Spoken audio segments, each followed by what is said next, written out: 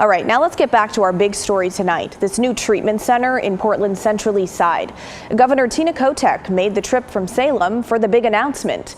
Neighbors I spoke with today tell me they're going to wait and see how the facility affects the community. We are so excited for 74 beds to be opening next Monday. Let's do a round of applause. Wednesday morning was a celebration for leaders of substance recovery in Portland. It's important to know that most of the folks that we're going to be serving here have been deemed historically too complex to be served elsewhere.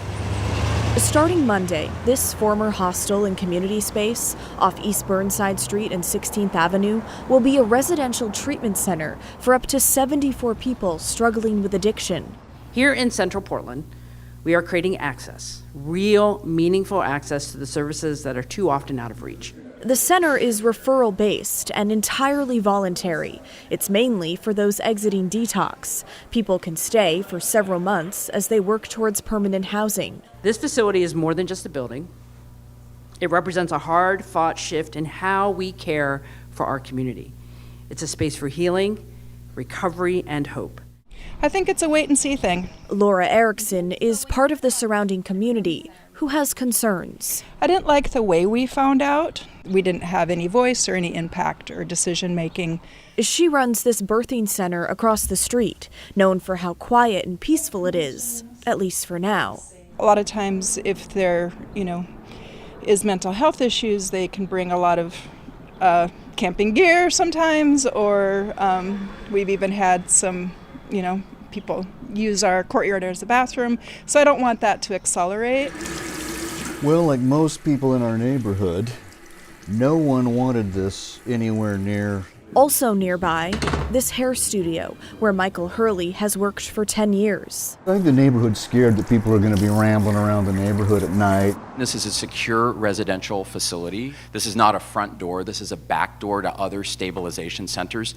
And I'm really proud that we are in our last couple of engagements with the Buckman and Kearns neighborhoods with a signed good neighbor agreement. That agreement is scheduled to be signed in the coming weeks. A member for the Buckman Community Association sent KGW the following statement, saying in part, "While some members may have wanted more, I personally am very satisfied with the way Central City Concerns team responded to our concerns."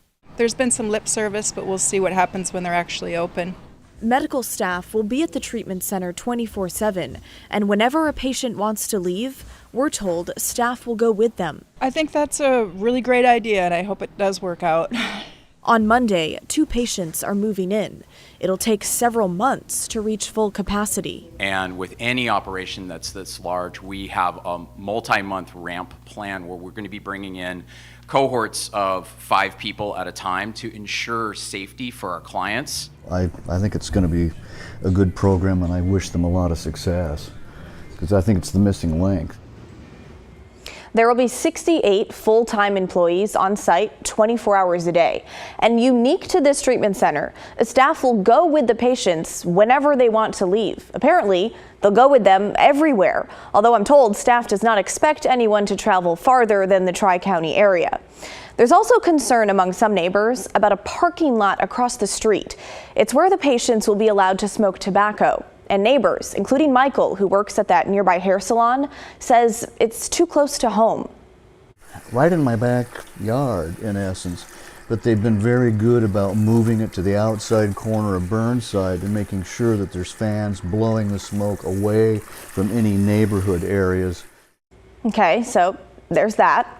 Central City Concern, one of the largest providers in the city and the group in charge of running this East Burnside Street Center, spent $2.5 million on the site back in December 2023.